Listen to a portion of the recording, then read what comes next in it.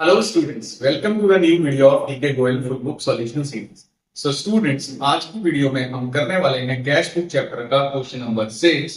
इससे पहले के पिछले क्वेश्चंस में पिछली वीडियो लेकर आ चुका हूं। जिन स्टूडेंट्स ने वीडियोस नहीं देखी है जाके देख सकते हैं।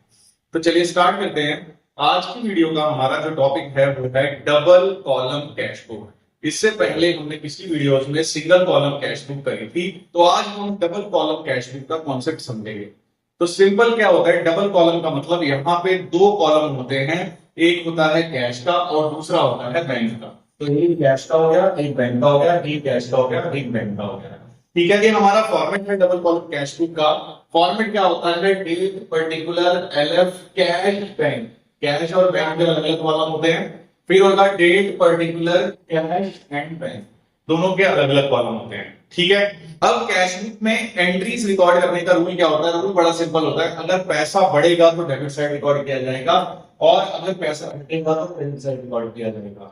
चाहे वो पैसा कैश का हो चाहे वो बैंक का हो, बढ़ेगा तो डेबिट साइड, घटेगा तो क्रेडिट साइड। तो चलिए देखते हैं क्वेश्चन कैसे करना है। तो क्वेश्चन देखिए, right up cash book of Rajkumar with cash and bank column from the following transactions. बोल रहा है राजकुमार, राजकुमार हम होते हैं क्योंकि हम होते हैं फॉर्म। तो राजकुमार की बुक्स कौन लिख रहा होगा? हम लिख रहे होंगे। ठीक है, तो उसकी एंट्रीज देखते हैं। पहली एंट्री है 2026 जनवरी cash in hand cash and bank.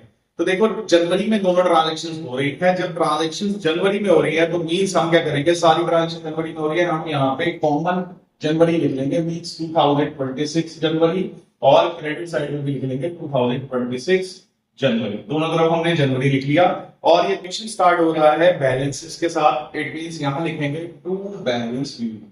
तो टू बैलेंस वीडी लिखेंगे और जो दोनों बैलेंसेस हमको दे रखे हैं, कैश का बैलेंस दे रखा है 12,710 लिख देंगे और बैंक का बैलेंस हमको दे रखा है 38,800 हमको लिख देंगे। ठीक है, अब उसके बाद देखते हैं नेक्स्ट ट्रांजैक्शन, रिसीव फ्रॉम अंकित 3,500। अब हमें क्या हुआ, अंकित से पैसा मिला है 3,500। तो पैसा मिला है तो कैश बड़ा होगा, बढ़ेगा तो कौन सी साइड रिकॉर्ड करेंगे? डेबिट साइड के अंदर हम रिकॉर्ड करेंगे। ठीक है, तो डेबिट के अंदर कैसे आएगा? तो 3 रेट को हम लिखेंगे टू अंकित। हमको पैसा किसने दिया है? अंकित ने दिया है। कहां पे लिखेंगे? देखो यहाँ पे ये नहीं बताया गया कि कैश में मिला तो बैंक में मिला, तो बाय डिफॉल्ट हम कहां लिखते हैं? बाय डिफॉल्ट हम कैश में लिखते हैं। मतलब ये जो आंसर है ये हम कैश में लिखेंगे, मतलब 3,000 रुपए हमारे कैश के अंदर आएंगे। नेक्स्ट ट्रांजैक्शन देखो, फोर्थ को सोल्ड गुड्स फॉर कैश 10,000। अब हमने यहाँ क्या किया है, पैसे लेके सामान बेच दिया। तो पैसे लेके अगर सामान बेचेंगे तो क्या होगा, एंट्री आएगी सेल्स की, मतलब हमने सेल करी और सेल के बदले हमारे पास आया पैसा। तो पैसा आ गया है तो कौन सी साइड आएगा? डेबिट साइड आएगा। तो यहाँ पे क्या लिखेंगे, पैसा आने की वजह लिखी जाती है तो हम लिखेंगे टू सेल्स अकाउंट, डेट इसकी थी 4 और कितने रुपए हमारे पास आए हैं? हमारे पास आया है 10,000 रुपीज, वो हम कैश में लिख देंगे। ठीक है, उसके बाद नेक्स्ट ट्रांजैक्शन देखते हैं, पेड रेंट बाय चेक 1,800। अब हमने क्या किया, हमने चेक से 1,800 रुपए की पेमेंट कर दी। तो पेमेंट करी होगी तो पैसा गया होगा, तो गया होगा तो कौन सी साइड रिकॉर्ड करेंगे? क्रेडिट साइड पर रिकॉर्ड करेंगे। और लिखेंगे क्या, पैसा क्यों गया है? रेंट की वजह से। तो लिखेंगे 7 बाय रेंट अकाउंट। अब देखो चेक से पेमेंट हुई है तो कैश वाले कॉलम में नहीं लिखेंगे, बैंक वाले कॉलम। फिर देखते हैं नेक्स्ट एंट्री, 8 को paid to Rizwan by cheque 3,000 rupees. अब हमने क्या किया, रिजवान को पेमेंट कर दी चेक से, मतलब फिर से बैंक से पेमेंट हुई होगी। पेमेंट हुई किसको है? रिजवान को हुई है। तो रिजवान को हुई है तो सिंपल लिखेंगे बाय रिजवान। कितनी बैंक को हुई थी ये ट्रांजेक्शन? 8 को। चेक से लिया है तो बैंक पे लिखेंगे, कितने रुपीज लिखेंगे? 3,000 रुपीज। ठीक है, अब नेक्स्ट ट्रांजेक्शन देखते हैं, 10/8 को बॉट गुड्स फॉर कैश 25,000। अब हमने सामान खरीदा 25,000 रुपए का। तो सामान आया होगा, गया क्या होगा? गया होगा यहाँ पे पैसा। तो पैसा गया होगा तो सिंपल क्या लिखेंगे हम, 10 को सामान खरीदा है तो क्या लिखेंगे? By purchase account. पैसा गया है तो पैसे के अंदर लिखेंगे कैश के अंदर 25,000। ठीक है, अब नेक्स्ट ट्रांजेक्शन देखते हैं, 12 को पेड फॉर स्टेशनरी 200 रुपीज। अब हमने क्या किया, स्टेशनरी की पेमेंट करी है, कितनी? 200 रुपए। 200 रुपए हमने स्टेशनरी की पेमेंट करी, तो पैसा यहाँ पे फिर से क्या होगा, बाय स्टेशनरी अकाउंट। कितने रुपए की पेमेंट करी है? कैश से 200 रुपए की पेमेंट करी है, तो 200 रुपए हम कैश के अंदर लिख देंगे। इसी के साथ 12 डेट को एक और ट्रांजैक्शन है, Drew from bank for office use 8,000 rupees. अब देखो ये जो एंट्री है ये बड़ी ही इंपॉर्टेंट एंट्री है। ड्रू फ्रॉम बैंक का मतलब सिंपल क्या होगा कि हमने बैंक से कैश निकाल लिया। तो बैंक से अगर हम कैश निकालेंगे तो हमारा क्या होगा, तो हमारा जो कैश है वो बढ़ जाएगा और जो हमारा बैंक है वो कम हो जाएगा। तो देखो यहाँ पे कैश भी है, यहाँ कोई बैंक भी है, तो मतलब ये एक ऐसी ट्रांजेक्शन होगी जो दोनों तरफ इफेक्ट दे देगी। दोनों तरफ इफेक्ट देने का मतलब क्या है कि भाई कैश तो हमारा बढ़ रहा है, तो बढ़ने वाली साइड कौन सी है, बढ़ने वाली साइड ये है, तो कैश तो भैया बढ़ा दो, तो कैश बढ़ने वाली साइड डाल दिया। और जो बैंक है वो घट रहा है, तो बैंक घटने वाली साइड ये है, तो बैंक के अंदर ये आएगा। ठीक है, ये ट्रांजेक्शन के दो इफेक्ट देंगे है, तो ऐसी एंट्री जो दो इफेक्ट दे उसके आगे यहाँ पे लिख देते हैं सी। सी का मतलब होता है कॉन्ट्रा एंट्री। ये कौन सी एंट्री होगी, ये कॉन्ट्रा एंट्री होगी। अगर हम कभी भी बैंक के अंदर पैसा जमा कराएंगे या बैंक से पैसा निकालेंगे तो वो एंट्री क्या होती है, वो होती है कॉन्ट्रा एंट्री। ठीक है, अब इसमें लिखना क्या है, यहाँ पे देखो बैंक में लिखा है तो हम क्या लिखेंगे, 12 में बैंक वाले में लिख देंगे कैश अकाउंट, और जो कैश में लिखा है वहां पे हम लिखेंगे 12 को टू बैंक अकाउंट। ठीक है, सेम नाम नहीं लिख सकते, अगर कैश कॉलम में है तो कैश का नाम कभी नहीं आ सकता, बैंक कॉलम में है तो बैंक का नाम कभी नहीं आ सकता। ठीक है, अब नेक्स्ट ट्रांजैक्शन देखते हैं 15 को, receive cheque from Kapil and send it to bank 6600। अब हमें क्या हुआ, चेक मिला कपिल से और हमने उसको बैंक में भेज दिया, तो बैंक हमारा बढ़ गया होगा, तो बढ़ गया होगा तो डेबिट साइड पे रिकॉर्ड करेंगे। 15 डेट को लिखेंगे हम टू कपिल, क्योंकि जो चेक है वो कपिल से मिला। कितने रुपए का चेक था, 6600 का, मींस बैंक के अंदर आएगा 6600 रुपीस। ठीक है, उसके बाद नेक्स्ट ट्रांजैक्शन देखते हैं 16 को, पेड फॉर एडवर्टाइजमेंट 750। अब हमने क्या करा, एडवर्टाइजमेंट कराया कितने रुपए का, 750 रुपए का। तो एडवर्टाइजमेंट में पैसा गया होगा, गया होगा तो कौन सा साइड आएगा, क्रेडिट साइड रिकॉर्ड करेंगे। 16 डेट को हम लिखेंगे बाय एडवर्टाइजमेंट, एडवर्टाइजमेंट अकाउंट। कितने रुपए यहाँ पे जा रहे हैं, 750 रुपीज कैश के अंदर यहाँ आ जाएगा। उसके बाद नेक्स्ट है 18 को, issued cheque in favour of Tiwari brothers 4300। अब हमने तिवारी ब्रदर्स को चेक दे दिया 4300 का, तो चेक दिया है, यहाँ पे पैसा गया होगा, गया होगा तो कौन सी साइड रिकॉर्ड करेंगे, क्रेडिट साइड रिकॉर्ड करेंगे। एंट्री क्या आएगी, 18 को by Tiwari brothers, Tiwari brothers आ गया। कितने रुपए का चेक दिया था, 4300 रुपीज का, तो 4300 रुपीज आ जाएगा। उसके बाद नेक्स्ट ट्रांजेक्शन है 19 को, कैश सेल। कैश सेल का मतलब सेल करी, उसके बदले में पैसा आ गया, पैसा आया तो कौन सी साइड आएगा, डेबिट साइड में आएगा। लिखेंगे क्या, 19 डेट को पैसा क्यों आया है, सेल्स की वजह से आया है, तो हम लिखेंगे टू सेल्स अकाउंट। कितने रुपए यहाँ पे आए हैं, 13,000 रुपीज कैश के अंदर आएगा, क्योंकि कैश सेल। उसके बाद नेक्स्ट है पेड इनटू बैंक 16,000। अब पेड इनटू बैंक का मतलब क्या हुआ, बैंक में पैसा जमा हुआ। इट मींस ये कौन सी एंट्री हो गई, ये यहाँ पे कॉन्ट्रा एंट्री हो गई। तो कॉन्ट्रा एंट्री में क्या होता है, सिंपल, पहले देखो पेड इनटू बैंक का मतलब बैंक के अंदर पैसा जमा हुआ है, बैंक बढ़ेगा, कैश घटेगा, तो बैंक को बढ़ाओ, बढ़ने वाली साइड ये है, तो 16,000 रुपए बैंक में बढ़ाओ, कैश में 16,000 रुपए घटाओ, सिंपल। उसके बाद इन दोनों एंट्रियों पे सीसी लिख दो। सी का मतलब होता है ये कॉन्ट्रा एंट्री है, और फिर इसकी डेट है 19। अब देख सिंपल है, जिसमें बैंक लिखा है उसमें तो लिख दो कैश, और जिसमें कैश लिखा है उसमें लिख दो बैंक। उसमें क्या लिख देंगे, bank account, to bank account. ठीक है, तो कॉन्ट्रा एंट्री बहुत ही सिंपल है, इस मेथड से हम बहुत ही आसानी से कॉन्ट्रा एंट्री को कर सकते हैं। ठीक है, कॉन्ट्रा एंट्री भी डबल कॉलम कैश बुक में थोड़ा सा मुश्किल पार्ट होती है, बाकी कैश बुक करना बहुत ही आसान होता है।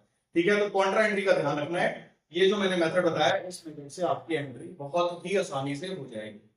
चलिए नेक्स्ट देखते हैं 20 को, receive cheque from Sushant and send it to bank 2400। अब सुशांत ने हमको चेक दिया तो हमारे पास पैसा आया होगा, तो डेबिट साइड में आएगा।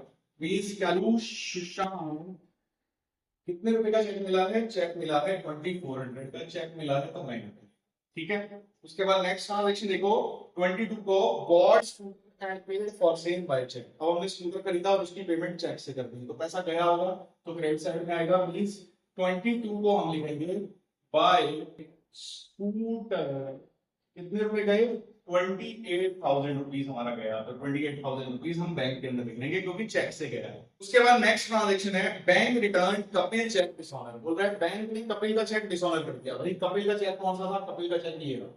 जब कोई चेक डिसऑनर हो जाता है तो हम क्या करेंगे, सिंपल अपोजिट कर देंगे। पहले कपिल के चेक को हमने कहां लिखा था, पहले कपिल के चेक को हमने लिखा था डेबिट में, अब उसको कहां लिखेंगे, अब उसको लिखेंगे क्रेडिट में। मींस क्या करेंगे, ये जो कपिल का चेक था 25 डेट को बिल्कुल अपोजिट एंट्री कर देंगे। अपोजिट एंट्री का मतलब पहले टू कपिल आया था, अब आएगा बाय कपिल, 6600 पहले आया था, अभी आएगा 6600 बैंक के अंदर। ठीक है, ये ट्रांजेक्शन हो गई। अब देखते हैं नेक्स्ट 28 को, पेड सैलरी बाय चेक 18500। अब हमने सैलरी पे करी, पैसा गया होगा तो क्रेडिट साइड में आएगा।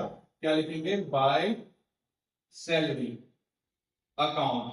कितने रुपए की पेमेंट हुई है? चेक से करी है तो बैंक में आएगा 18500 रुपीज। फिर नेक्स्ट देखते हैं इसी में 28 को, पेड ट्रेड एक्सपेंस 2000 रुपीज। अब हमने ट्रेड एक्सपेंस की पेमेंट करी है तो क्या लिखेंगे? बाय ट्रेड एक्सपेंसेस कितने रुपए आएंगे? अब यहाँ ये लिखा कि बैंक में आएगा, कैश में आएगा, तो बाय डिफॉल्ट हम लिखते हैं, बाय डिफॉल्ट हम लिखते हैं कैश के अंदर, तो कैश के अंदर लिखेंगे। उसके बाद नेक्स्ट ट्रांजेक्शन है 29 को, वो बोल रही है कैश सेल कितना? 9500। कैश सेल का मतलब सेल करी, उसके बदले में पैसा आया तो डेबिट साइड में आएगा। तो क्या लिखेंगे? सिंपल 29 को सेल्स की वजह से हमारे पास पैसा आया कितना? 9500। ठीक है, अब लास्ट ट्रांजेक्शन है 30 को, paid into bank 10000। Paid into bank का मतलब ये फिर से कॉन्ट्रा एंट्री है। पेड इनटू बैंक मतलब बैंक में पैसा जमा कराया है, तो बैंक में पैसा जमा कराएंगे तो बैंक बढ़ेगा, कैश घटेगा। तो बैंक को बढ़ाओ, बढ़ने वाली साइड कौन सी होती है? डेबिट। मींस 10,000 आएगा बैंक में यहाँ पे, और कैश घटेगा तो कैश में 10,000 यहाँ। ठीक है, अब ये एंट्री दोनों तरफ हो गई, तो ये हो गई कॉन्ट्रा एंट्री, तो यहां लिख देंगे सी। और बैंक वाले में सिंपल क्या लिखते हैं? बैंक वाले में हम लिख देंगे कैश अकाउंट, और कैश अकाउंट वाले में लिखेंगे बैंक अकाउंट। 30 को बाय बैंक अकाउंट। ठीक है, अब यहाँ पे सारी ट्रांजेक्शंस हो गई। अब लास्ट में क्या करना होता है? लास्ट में हमको निकालना होता है इसका आंसर या फिर बैलेंस। तो बैलेंस निकालने का तरीका से बड़ा सिंपल होता है कि हमें दोनों साइड में से चेक करनी है, ज्यादा साइड कौन सी है, और जहां कम है उस साइड पे आंसर लिखा जाएगा। ठीक है, तो लेकिन ए यहाँ पे अब दो कॉलम है, दो कॉलम का मतलब एक कैश है एक बैंक है, तो यहाँ पे दो आंसर्स आएंगे, कैश का अलग आएगा, बैंक का अलग आएगा। और कैश में क्या होता है? कैश बुक के अंदर कैश वाला जो डब्बा होता है, इसमें हमेशा डेबिट साइड ज्यादा होती है, ये वाली कम होती है। बैंक के अंदर हमको चेक करना पड़ेगा कि भाई ये वाली साइड ज्यादा है कि वो वाली साइड ज्यादा है, बैंक के अंदर चेक करना पड़ेगा। कैश में हमेशा डेबिट होती है। उसका रीजन क्या है? उसका रीजन बिल्कुल सिंपल है कि अगर मेरे पास 100 रुपए है तो मैं 100 रुपए से ज्यादा पैसे खर्च नहीं कर सकता, तो ये हमारे पास पैसा है और वो खर्चा है, तो भैया अगर पैसा होगा तब तो खर्च होंगे, तो इसलिए कैश बुक में कैश का हमेशा डेबिट वाला ज्यादा आएगा, मतलब कैश वाले कॉलम में ये डेबिट साइड का आंसर ज्यादा आएगा। बैंक में कहीं भी आ सकता है, चेक करना पड़ेगा। तो अब हम क्या करेंगे? अब इसका टोटल करेंगे, टोटल करके हमारी वैल्यू आ जाएगी 56,710। अब यही वाला टोटल देखो, दूसरी साइड आ जाएगा कैश बुक के 56,710। इसमें से ऊपर वाली सारी वैल्यूज जोड़ के माइनस कर देंगे, और लास्ट डेट को मंथ में जनवरी है तो लास्ट डेट होगी 31। यहां लिख देंगे बाय बैलेंस सीडी। अब 56,710 में से ऊपर वाले सब माइनस कर देंगे, और फिर उसके बाद हमारी वैल्यू बचेगी 276। अब नेक्स्ट आंसर हमें बैंक वाले कॉलम का निकालना है, तो बैंक वाले कॉलम में हमने दोनों साइड चेक करनी होती है। मैंने ऑलरेडी चेक कर लिया है कि डेबिट साइड का आंसर ज्यादा आ रहा है, और डेबिट साइड का टोटल हमारा आ रहा है 73,800, उस साइड कम है। ठीक है, तो जो ज्यादा है वही दूसरी तरफ आ जाएगा, ऑटोमेटिकली 73,800 हमारा इस साइड भी आ जाएगा। अब इसमें से ऊपर वाले जोड़ के सारे जोड़ के इसमें से माइनस करेंगे, तो हमारी वैल्यू जो बचेगी वो है 3600। ठीक है, अब इस बैलेंस शीट का मतलब क्या होता है? इस बैलेंस शीट का सिंपल मतलब होता है कि 31 जनवरी को जो फर्म है उसके पास कैश के अंदर 2,760 रुपए पड़े हैं, और बैंक अकाउंट के अंदर 3600 रुपीज पड़े हैं। ठीक है, वो आपको क्वेश्चन अच्छे से समझ आया होगा। मिलते हैं नेक्स्ट वीडियो में इस चैप्टर के नेक्स्ट क्वेश्चन के साथ।